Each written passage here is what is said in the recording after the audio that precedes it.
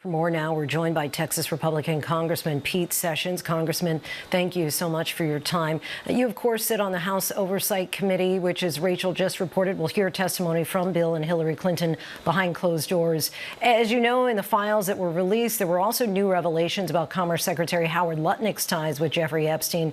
Emails released by the DOJ show that the two were still in contact as late as 2018, years after Epstein pleaded guilty to sex crimes. Republican Thomas Massie has called on him to resign. Do you think that the Commerce Secretary should be subpoenaed before the Oversight Committee to testify? I think it would be, Linsey, thank you. I think it'd be very appropriate to get him on record.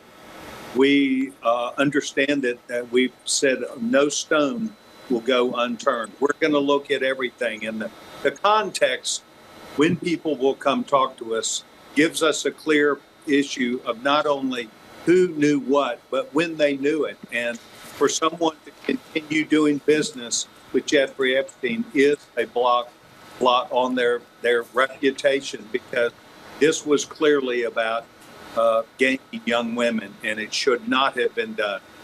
During Attorney General Pam Bondi's Hill appearance last week, Epstein survivors in the room all raised their hands to acknowledge that they had not been able to meet with the Justice Department. They also expressed dismay over the fact that the Attorney General would not even turn to look at them. How would you say that the Justice Department has done in handling the role of the Epstein files?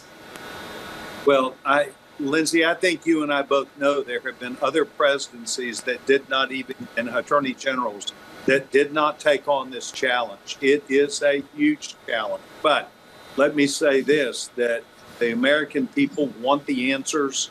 Members of Congress, bipartisan agreement, now are trying to still stay after that. I did not vote for nor like the law that was passed. I think we should have gone through this more systematically, but we did not.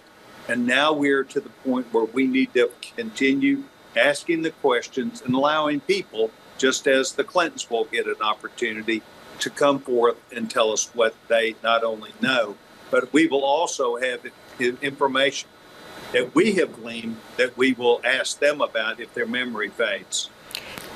With Pam Bondi, though, as the face of the Department of Justice, do you think that she should have turned when asked to apologize to the victims? Do you think that she should have done so? You know, I will say no, and I want to be respectful to these people. But the bottom line is she was not becoming an investigator. Her job was to go and release the data. And I talked around the Attorney General, and that was their duty, that was the law, and that was their job, and they have done that. So I don't think it was any part of an investigation. She had to struggle to get all the data and information. She had to struggle to get enough lawyers to look at this. And I, quite honestly, will tell you she's in a tough circumstance. And I give Pam Bondi the credit for walking through this difficult tunnel and coming out on the other end, where she can look anyone in the.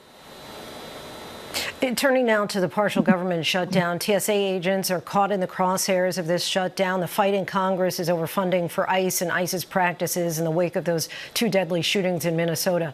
President Trump said in the days following the death of Alex Preddy, we can use a little bit of a softer touch. What, if any, changes to ICE do you support?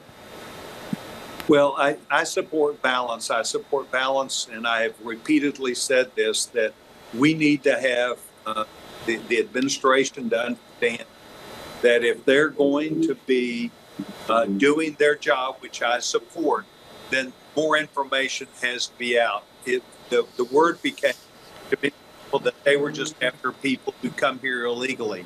That is, in my opinion, not the story. The story is they were after criminals that had been released, who were detained and then released without an ICE detainer.